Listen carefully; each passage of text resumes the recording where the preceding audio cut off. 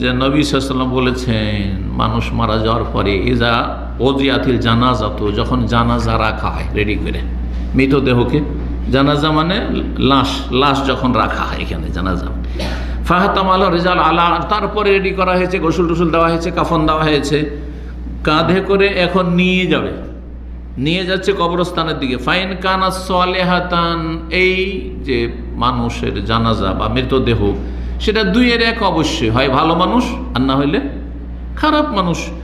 যদি সেই ব্যক্তি সলে হয়, ওই জানাজা, ওই মৃতদেহ লাশ, ওই ব্যক্তি, যেই ব্যক্তির লাশ, সে যদি ভালো মানুষ হয়, কালাত, সে বলতে থাকে কাদ্দেমুনি কাদ্দেমুনি, আমাকে তাড়াতাড়ি নিয়ে চলো, তাড়াতাড়ি নিয়ে চলো, দেরি কেন করছো, কার অপেক্ষা করছো এখানে, আমাকে রেখেছো কেন এইরকম, তাড়াতাড়ি কেন আমাকে দাফন করো, আল্লাহর রহমতে নিয়ে যাও, আল্লাহর নিয়ামতে নিয়ে যাও আমাকে।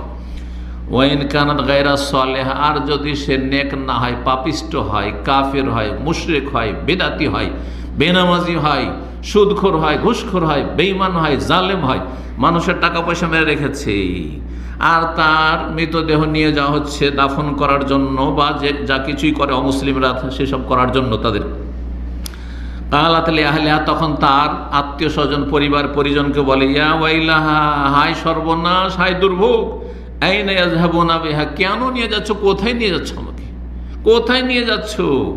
এই আওয়াজ এত চিৎকার করে বলে, ইয়াসমাউ সাওতাহা কুল্লু শাইইন, প্রত্যেকটি বস্তু, প্রত্যেকটি সৃষ্টি এই তার আওয়াজ চিৎকার শুনতে থাকে যে কোথায় নিয়ে যাচ্ছ, আমাকে নিয়ে যাবে না। ইল্লাল ইনসান, একমাত্র মানুষ ছাড়া, মানুষ শুধু শুনতে পায় না। ওয়ালাউ সামিআল ইনসান, মানুষ যদি একবার শুনে নিত যে এত চিৎকার করে কাকতে মিনতি করছে যে আমাকে নিয়ে যাও না, আমাকে নিয়ে যাও না, আমাকে নিয়ে যাও না, এইরকম করছে, তাহলে লাসায়েকা, সাথে সাথে বেহুশ হয়ে মরে যেত, বেহুশ হয়ে ধ্বংস হয়ে যেত, মরে যেত। আল্লাহু আকবার। হাদিস সহিহ বুখারীর হাদিস।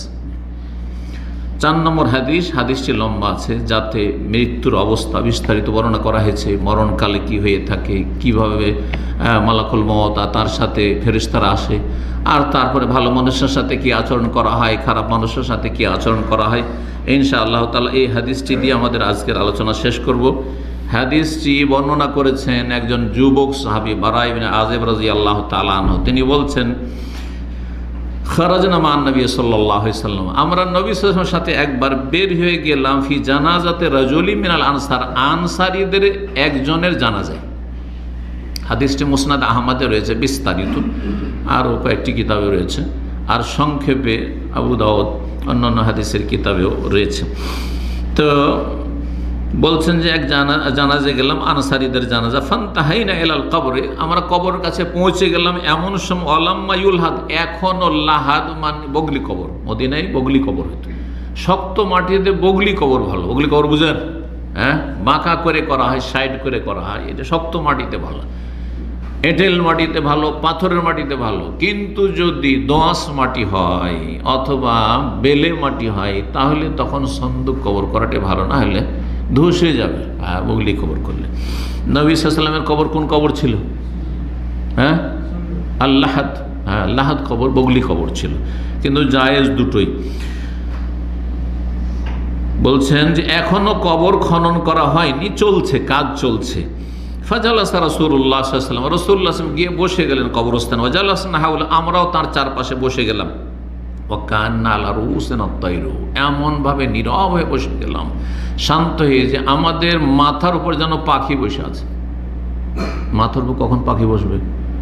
যখন তবে যে ঘন্টাই নড়াচড়া করে না, মনে করবে এটা কোনো কাঠ ফাট আছে, তখন কাঠ মনে করে মাথার উপর বসিয়ে যেতে পারে, ঠিক আছে। আর একটু যদি নড়াচড়া করেন তো দেখছে দূর থেকে তো নড়াচড়া করছে, রে এই তো কাঠ ফাট না, এই তো মানুষ, বসবে? কখনো বসবে না। তো কবরস্থানে গিয়ে বসার আদব হচ্ছে যে সেখানে গিয়ে দুনিয়ার কোন গল্প বুঝবো না, আপনি সেখানে জিকির এবং ফিকির করবেন, আল্লাহকে স্মরণ করবেন, এটা হচ্ছে আল্লাহর স্মরণ জিকির। আর ফিকির মানে চিন্তা করে, মরণ নিয়ে চিন্তা করবেন, দুনিয়া কত তুচ্ছ, দুনিয়া কত তুচ্ছ, আমি কি এখানে এই কবরস্থানে এমন এমন মৃতদেহ দাফন করা আছে যারা আমার চাইতে কত যে দুনিয়াতে দাপটওয়ালা ছিল, কত যে শক্তিশালী ছিল, আর কত যে তারা ক্ষমতাধর ছিল, কিন্তু তাদের ক্ষমতা, তাদের ধন সম্পদ কোনো কিছু কাজে আসেনি, কিছু কাজে আসেনি, মাটিতে সরে গলে চলে গেছে। হ্যাঁ, যদি আমল খারাপ হয়ে থাকে তো কত যে কঠিন শাস্তি হচ্ছে, আযাব হচ্ছে।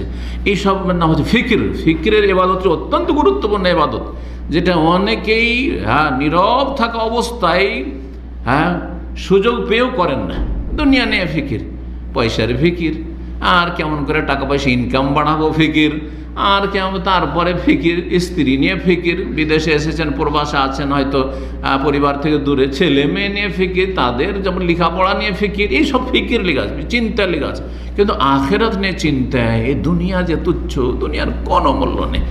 এক্ষুনি মারা যান, সাথে সাথে আপনার নাম দিয়ে ডাকবে না, বলবেন যে তাড়াতাড়ি করে মাইয়েতকে দাফন করো, মাইয়েতকে দাফন করো, আপনার নাম মাইয়েত হয়ে গেছে। বলে না, বলে না? আর বলে যে আবদুল্লাহকে দাফন করো, আব্দুর রহমানকে দাফন করো, বলে মাইয়েতকে দাফন করো। মাইয়েত আপনার নাম, এখন আপনার সাথে কেউ থাকতে চাইবে না যতক্ষণ বেঁচে আছেন। যদি স্ত্রীকে বলেন যে তুমি আলাদা ঘরে থাকো, থাকতে রাজি হবে না। সেই স্ত্রীকে বলেন মারা যাওয়ার পরে একটা রাত আমার সাথে কাটাইতে হবে, একাই কাটাইতে হবে, কিন্তু পারবে? থাকবে না।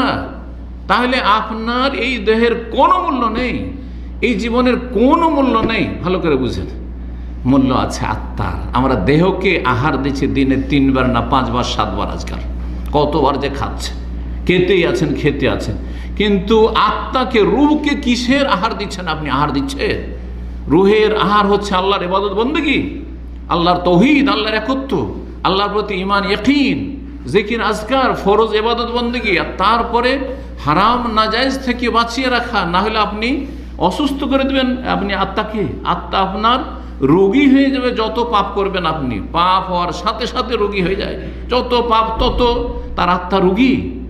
আল্লাহ রাব্বুল আলামিন বুঝার তৌফিক দান করুন। বলছেন যে আমরা এমনভাবে শান্ত হয়ে বসে গেলাম যে আমাদের মাথার উপর যেন পাখি বসে আছে। অফিয়াদি উদুন, নবী সাল্লাল্লাহু হাতে একটা লাকড়ি রয়েছে, কাঠি রয়েছে। ইয়ান কত ফিল আর, নবী সাল্লাল্লাহু আলাইহি ওয়াসাল্লাম বসে আছেন আর মাটিতে একটু খোঁচা দিচ্ছে। ফারাসাহু, এই অবস্থায় বিভিন্ন চিন্তা করছেন নবী সাল্লাল্লাহু আলাইহি ওয়াসাল্লাম আখিরাত নিয়ে, আর এই মরণের পরের জীবন নিয়ে। আর তারপরে মাথাটা উঠে বলে ইস্তাইজু বিল্লাহি মিন আযাবিল কবরি, আল্লাহর কাছে আশ্রয় কামনা করো কবরের আযাব থেকে। 2 বার করে বললেন। সাহাবায়ে কেরাম কবরে আযাব হয় বা কবরের জীবন সম্পর্কে জানতেন না, কবরের আযাবের কথা, নিয়ামতের কথা এর আগে জানতেন না। মা আয়েশা রাদিয়াল্লাহু তাআলা বলছেন যে এক ইহুদি মহিলা আমাকে বলেছে, তার আগে আমি জানি না, কারণ ইসলামে ধীরে ধীরে বিধিবিধান ইসলামের এসেছে। তো 2 বার বা 3 বার, আও সালাসান, 3 বার করো ইস্তাইযু বিল্লাহি মিন আযাবিল কবরি, তাহলে কবর আযাব থেকে পানাহ আশ্রয় চাইবেন কি বলে? আল্লাহুম্মা ইন্নী আউযু বিকা মিন আযাবিল কবরি, বা আউযু বিল্লাহি মিন আযাবিল কবরি, আউযু বিল্লাহ মিন আযাবিল কবরি। যেভাবে আল্লাহ আমি কবর, জরুরি নয় যে আরবি দিয়ে পড়তে হবে, হ্যাঁ নামাজের ভিতরে আরবি দিয়ে ওই দোয়া মাসুর আল্লাহুম্মা ইন্নী আউযু বিকা মিন আযাবিল কবরি বলতে হবে, কিন্তু আপনি সালাতের বাইরে দোয়া করছেন আল্লাহ আমার কবর আযাব থেকে রক্ষা করো, হ্যাঁ পরকালের আযাব থেকে রক্ষা করো। জি, নিজের ভাষায় দোয়া করে বুঝে সুঝে, যদি আরবি ভালো না জানা থাকে।